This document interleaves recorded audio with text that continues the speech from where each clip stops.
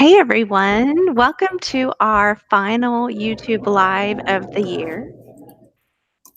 I don't know if you could hear that fun, snazzy music that Aaron Reister had going before our event, but we're going to cut in a little bit short here, a little bit early, because we have some little homework, pre-work for you guys to do. I'm going to turn it over to Aaron. Hey, good evening, good afternoon, everybody. We are, like Sarah said, this is our last YouTube live event of the year, so we're excited to be here. We do have, we posted in the chat as well as on the screen with the countdown. We had a link for you guys to fill out some form just so we can get some information from you, your knowledge of Google Sheets, and kind of we'll work with some of that data later as we're kind of showing some of the cool things you can do with it. So I'll throw that link back up there so you can kind of touch base with it and fill out the form for us so that we can go through that information. So I'll leave it up here for a few seconds, and then we'll get started and move on.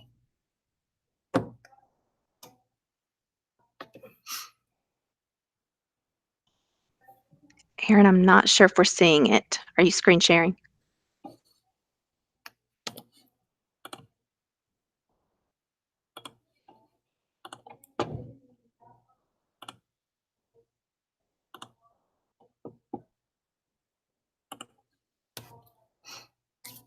Should be there.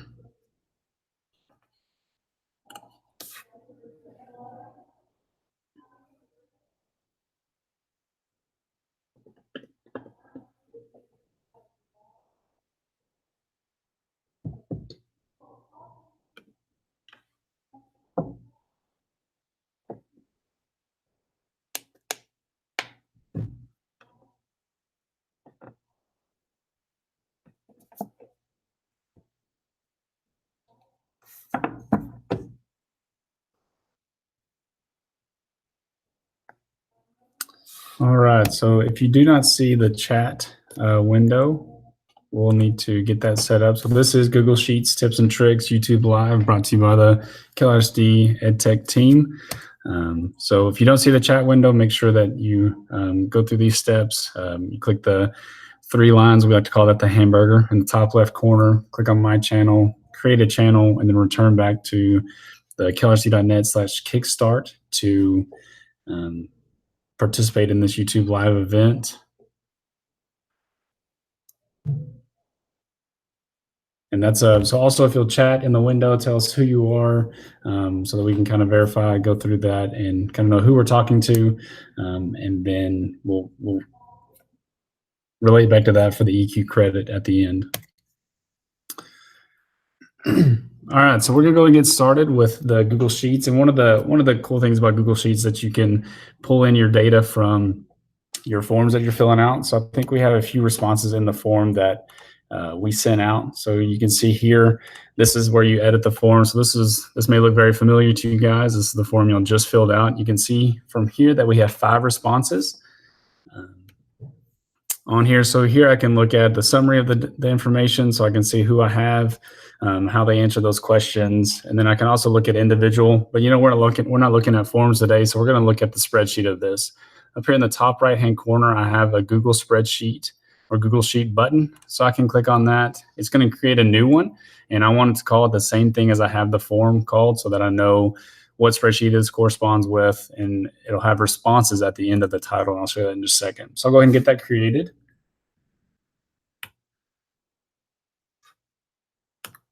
So here we can see the responses. At the top, you can see the questions that were asked, and then the responses here, as well as a timestamp. So all that information is there. I don't have to ask for what time they put it in. We can also collect email addresses in that, so I wouldn't have to necessarily ask for email addresses as part of that, but it wasn't collected on this specific form, but we'll cover that later in the forms. So one of the fun things here, if we had another question out here, some of these answers would be cut off, and you can see here that these answers are cut off. So I'll go ahead and show you how you can wrap that text so that it's not cut off. I can read it all very easily and clearly. So I'm going to select this column D. Up here is the text wrapping button. So click on that. I want to wrap my text. So now it puts it all in that one column. I'm able to easily see what it is without having to select that specific field and try to figure out what it says. So if I go back to what it used to look like, I would have to click on that cell and then I could see everything it says as opposed to wrapping that text. And now I'm able to see it all there in one fell swoop instead of having to click on it and then read from the formula bar. One of the other nice things about if you're having a form that has a whole lot of responses and that you want to try to remember what are those what are the different columns, you can freeze that top row. Like right now, it looks like the top row is frozen. So if I scroll all the way down, you can see here I'm at row 108, but my first row is frozen. So it stays there no matter where I scroll. The place to find that is under View, and then you choose Freeze. And so let's say I don't want to freeze any rows. So now I'm going to unselect that. The big thick gray border goes away. Now when I scroll down, I don't see those top rows. So if I want to freeze them back, I can even select up to 3 or 4 rows, go to Freeze, and then freeze 2 rows. So the top 2 are frozen. As I scroll down, those will stay there. You can do the same thing for columns. So if I wanted to freeze column A, I can freeze 1 column. And so now if I scroll to the right, column A stays there, so I can see what time those people put in that information. So it's kind of a nice feature, especially when you have a whole lot of data that you may need to decipher through and understand what it means. Let's see, let me get this back to just the top row frozen. So right now the data looks fun, but obviously just to kind of differentiate a little bit better, I can put some borders around it. So let's say I wanted to put borders around everything. If I click over in the top left-hand corner, that selects all. Then I have my border option here. So I'm going to click on borders. Let's say I want borders everywhere, and then I want them to be yellow. So I select that. Now every single cell has a border all the way around it, plus it's yellow. If I want to change this specific cell, I want to change the color of it, I could select that cell, choose a different color, choose my border, and then choose my color. And now you can see that cell has a border of light blue instead of yellow. So this way you can kind of single out specific information, single out specific data, and you can also fill in that color, the background color of that cell, just to make it stand out a little bit more with both the border as well as the cell fill color. But obviously, whenever you're working with a table of data and you have a lot of information in there, it may be nice to have each row have a different color just to be able to differentiate those. So there's a way to do some alternating colors. So if you go to Format, and then you have the option for alternating colors. So now it kind of sees where my table is. It's going to put a darker color up top to notice those header rows. So if let's say I wanted to go with orange and yellow, man, these are some amazing color schemes I have going on here. You can tell I'm not a graphic design artist. But then I can see I'm able to kind of easily read this data, be able to present it to teachers or staff members, just to be able to kind of show it. It looks a little bit nicer in a table. I know multiple Excel documents that I've created. Whenever you have tables, it's easier, this stuff and information is easier to read as it's put into these different tables and those kind of things. Let's say we don't necessarily care to see the timestamp if we're wanting to present this data to parents, to the principal, to our leadership team, or even our PLCs. So we have a way to hide the columns or rows, excuse me, or rows. So I can select this column, I can right click on it, and then I can hide the column. So that way that data isn't there when I'm showing. And if I want to hide this, sorry, Angela, I'm going to hide your information that I don't want to necessarily show. So I can hide that, so that way it's hidden from view. If I need it back, there's a little arrow here that I can click one time, that column comes back, and same thing with this row. I can click that information, and that information is still there, because you definitely don't want, with this form data, you definitely don't want to delete any of the columns, because that can mess up how the data comes into the form whenever people are filling it out. So being able to hide those columns whenever you're showing the data is a huge benefit, instead of trying to delete the column out altogether. So after going through those 3 or 4 things, what are some of your favorite tips that we've shown so far? Thank you, Erin. I'm going to pipe in real quick. I heard from our two moderators, and I don't know that we introduced you guys. Christy Harold is here from the EdTech team, and Aaron Snow. He's one of our Genius team members. They are helping with questions in the chat window, and they noted that at the beginning of our YouTube live, Kickstart Your Learning, it wasn't working, but I think they have it working now. So you guys join in into the chat if you're watching or viewing on your device, and just let us know what you liked best. My favorite was your colors, Aaron. That was really, really a bright spreadsheet. So we'll give you a minute to respond, and then we'll move on to the next half. Christy, Aaron, are y'all out there? What are they liking? Hey, Sarah. They're really liking the colors options. Makes it so easy to see those rows. Okay, awesome. I recently learned about the alternating colors, and that really does make your spreadsheet look professional in a very limited amount of time. You can really, in 3 clicks, make it look nice. So I think I'm going to go ahead and share my screen and show you guys some more features. Don't hesitate to ask questions or respond in the chat. So if you guys will bear with me. Okay. And let me know if you can't see this, but I'm going to go to a spreadsheet that I partially created earlier just because of the sake of time. So here it is. So it probably doesn't make any sense at this point, but I wanted to do a little bit of cell entry and data entry with you so you could kind of see just working. If you're new to working with spreadsheets, this is what it would look like. So let's say I want to make a spreadsheet of a very simple budget. Actually, you know what? Let's do that next. I wanted to show you something first. Sorry about that. Okay, so just disregard all the crazy cell entries there, and we're going to start in cell B1, and I'm going to type in January. And I know many of you are going to love this feature. You are probably used to creating spreadsheets, or at least looking at them with all of your data teams and that kind of thing. Okay, in cell C1, I'm going to type in February, so hopefully you guys can see that. Now, to select a cell, you just click on it, right? But if I want to select a range, I just click in the middle of that cell and drag over. So you can kind of see the bright one is the one that's where I clicked first. And if I wanted to start typing, it would go right in that cell. I do not want to type that. Okay, so I am going to highlight January and February. So I just click and drag across those. You can see they're selected with the shading.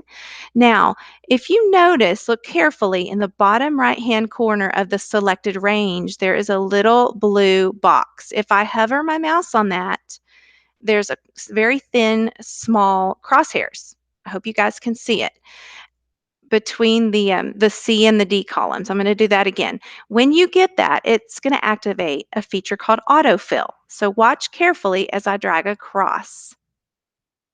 Okay, I know you guys are going ooh and ah at your different locations. It will fill in the data for you. There's certain series kind of built into Google Sheets. And if you enter two cells next to each other, and it can be sideways or down, I'm going to do one, let's just say I'm going to come over to column H and type in a 5. And then below that in row 7, I'm going to type in a 10. I can do the same thing with this. Now, this is obviously numeric. So I have the 5 and the 10. What do you guys think it's going to do? Feel free to chat about it. I am going to use that autofill handle, drag down. You can kind of see where it's going to land with the dotted range there. And voila, it is counting by 5s for me. So an example of how I used this recently, I needed a spreadsheet that had dates of every Tuesday for the next few months. And I was building a little schedule for my team. And honestly, I just had to fill in 2 cells. These boxes that you see on a spreadsheet are called cells, and fill in. And I used that same feature, the autofill feature, to complete my row. I think it was a list, so it was a column of dates. So very, very helpful. I'm actually going to undo that just to kind of clean up my spreadsheet a little bit. Okay, so this is the data I want. Now I'm going to finish what I've started earlier with my budget. So let's pretend I want to capture some expenditures that I had this year. So I'm going to quickly enter that in. And if you're new to spreadsheets or if you're new to Google Sheets, very simple to just type in your data there, press enter or return. In fact, I'm pressing tab to go to the right. Okay, so let's finish up with some numbers there. Now I'm ready to total the supplies category. So I want to bring up the idea of using a very simple basic formula. So the way to activate a formula in Google Sheets, very similar to Excel, if any of you have used that in the past. If not, that's okay. You press your equals sign on your keyboard. So that is going to kind of activate that feature. Now when I do, I'm going to use things called cell references. And I always laugh and think about, I don't know how many of you have played the game Battleship. Remember the rows and the columns? Well, that's what you do here. I'm going to click on B2. B2 is where this 40 lives. The cell reference for that 40 is B2, and you can kind of see it notated here. The orange is the cell reference, the blue is the data. And then I'm going to add that with the plus sign. So I'm just typing that in. I know you guys can't see me, but on my keyboard. And I want to add C2. So I'm going to click on it and then press the plus sign on my keyboard. I'm going to click D2. Now I could type in D2. I could also do it that way. And then add the addition sign. And then I'm going to click on my E2. Now it's kind of showing me in a beautiful color, must be the theme, Erin, for today, but it's showing me that this orange cell reference is referring to this orange cell here, and so forth and so on. Now I want to warn you, whenever you have that function or that formula going on with the equal sign and it's kind of in, I call it formula mode, you don't want to start clicking around in your cells because it will mess you up. So right now I'm just going to press enter, and there is the answer. And I know you guys are extremely excited about this, right? So feel free to chat about it. But the reason I love doing it that way with cell references, if February, let's say, was wrong and I really spent $25 that year, that month, if I change that to 25 and press enter, you guys watch the total, the 150. The 150 changes automatically. So you don't want to use numbers, you want to use cell references. Now, you might be thinking, wow, that's awesome, but what if I had a row of 200 numbers to add up or 400 columns? Yes, you're exactly right. That would take forever. So I'm going to delete that. And by the way, before I delete it, notice the 155 totals here, but the formula bar serves a very important function. It shows us what's going on behind the scenes. So I'm going to press delete and both of those will go away. And this time I'm going to show you probably a little bit easier way that you're going to want to do it. I'm going to come over to the right side of the Sheets toolbar and use the Functions tool. In this case, and there's over 400 functions. So obviously today we're not going to go over all of those. We're going to just try to do 2, but they're probably the most commonly used, the sum and the average. So let's start with sum. And it's going to do the same thing we just did, but just a little bit faster. So it's asking me, and this is the way it just does it in spreadsheets, equals sum means I want you to sum up a range of numbers. So we're going to drag across the range. So I just clicked my mouse, held down, let go, and it puts B2 through E2 in there. And I don't have to do anything else. Google Sheets puts the closed parentheses for me. So I'm just going to press enter. And there's my answer. Very cool. Very cool. Now, let's try that with average. I'm going to click where the cell, where I want the answer to live, the cell in which I want the answer to live. So in G2, and I'm going to go back to functions. And this time I'm going to select average. And I wish you guys were here with me or I would make y'all tell me what I'm supposed to do next. I know you guys know. I'm supposed to drag across the range.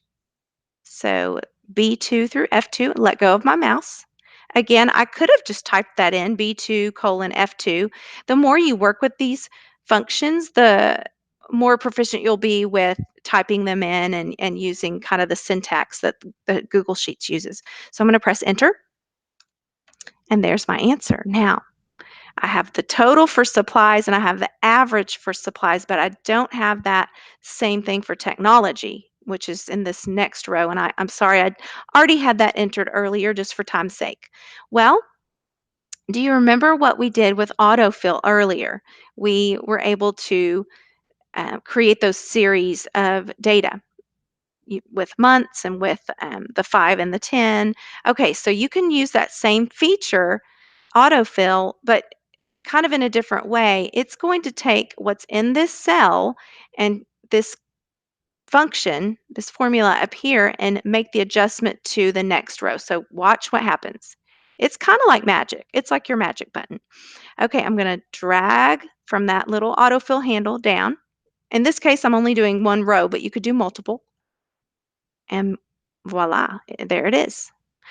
There's my magic. It is taking that same sum function, and instead of referring like this one was referring to row 2, this one is now referring to row 3. So can I do that with average? What do you guys think? Let's see. I'm going to take the fill handle, drag down, and sure enough, there is my average for technology expenditures. So very, very cool, very quick and easy ways to create your spreadsheets. I'm going to stop just real quick before we wrap it up with some other great features. What do you guys like so far, and what do you think you'll use? If you'll just chat in the chat window that you have there to your right, let us know.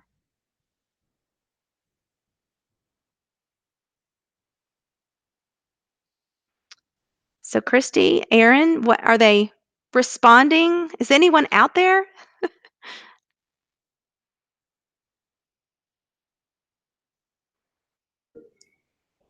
You must have them just amazed because we don't have lots of chat going on right now. But your tips were awesome.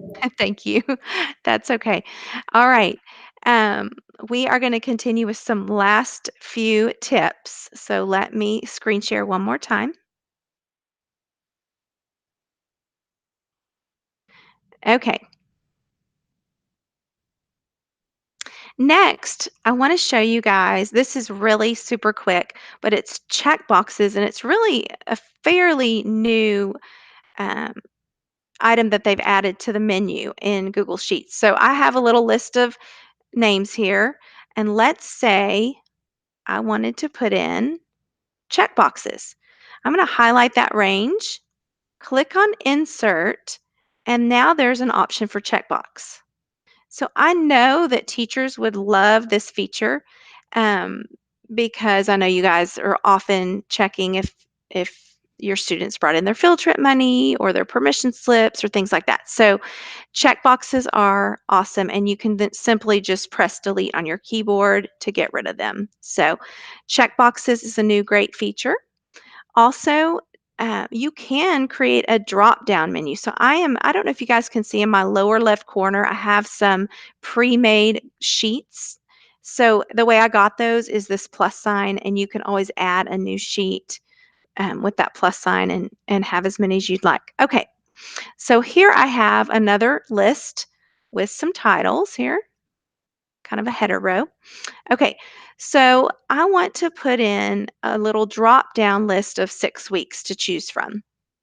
You can do that. It's actually in the data validation. So I'm going to click on the cell where I want the answer to live, or actually the list, and go to data and then data validation. And here is where I'm going to say I want a list of items. And over on the right, I'm going to list first 6 weeks, and it tells me to just put a comma between them. Second 6 weeks, third 6 weeks, and we'll just stop there for now. But that's my list. You can play with these other options, like if you want some sort of a message, you can format that and enter all that. I usually don't play a lot with these options, but you can. And you can have help text and all of that. So for time's sake, I'm going to go ahead, click Save, And then you can see my little drop down arrow there, and there's how it would work, right? I love that. I think that's so cool. And if you want to take your autofill handle and copy it, that works in this scenario as well. So now I can select my data, and I'll also expand my column size um, from my list. So that's a drop-down list that you can add. Last but not least, let's see if I have another sheet. We wanted to show you one other function. I know we've done average and sum, but there's one that, and this may be specific to Google Sheets, but it's called the sparkline function. So as soon as I start typing in the word sparkline, there it is.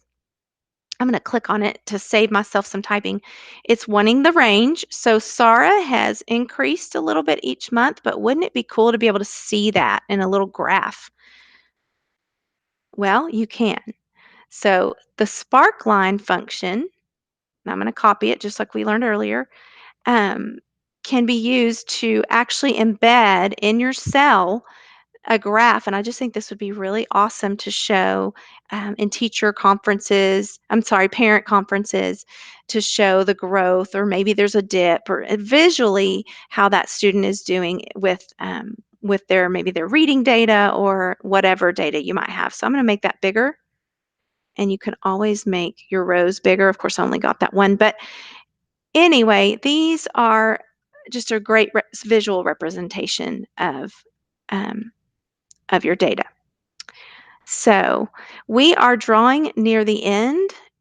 Does anybody have any questions that Aaron or I can answer? Hey, Sarah, on the drop down, what does it look like if you type an incorrect option in there? I believe on that you can allow other options, other cell entries, or not. So let's look at the options real quick. Let me go back to that. So I'm going to just click on this first one and see what options I gave it.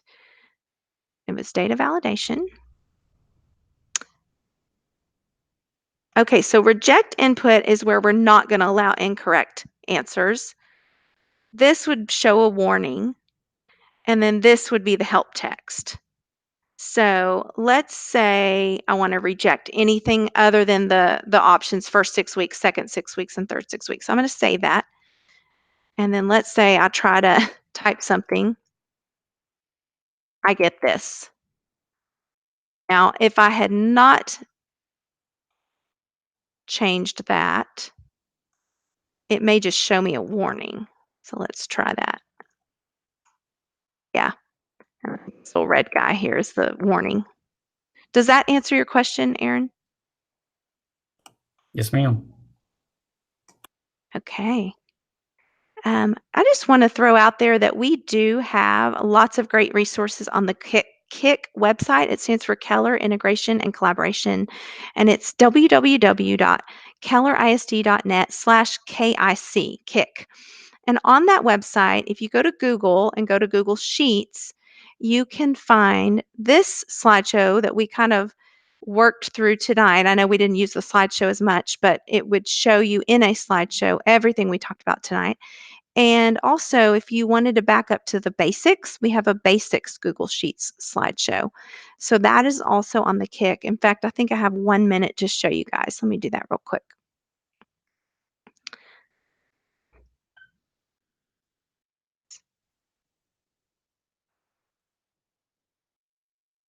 Here is what the KIC website looks like. And if I go to G Suite, G Suite is just the same thing as Google Apps. And I go down to Google Drive. Here I can find the Sheets section of the KIC website. And there I will find the basics slideshow if I just want to walk myself through how to do some of the basic things. And then tonight's slideshow, which we might take some things out, but it's basically what we covered today. Also, if you want to share this information and some of our other Kickstart Your Learning episodes, you can find that under More. And it looks like that. And you can access our YouTube channel. So Aaron, I'm going to turn it over to you. Is there anything else I've left out or we need to cover? I think that's it. Thank you, Sarah. Thank you, Aaron and Christy, for managing the chat side. I believe they will be posting the link to the form for the EQ credit, and we'll get that assigned as soon as we can. Thanks for joining. Aaron, sorry to interrupt you, but can you go ahead and post the EQ link on the video feed from the slideshow, if you don't mind? Yes, I will do that.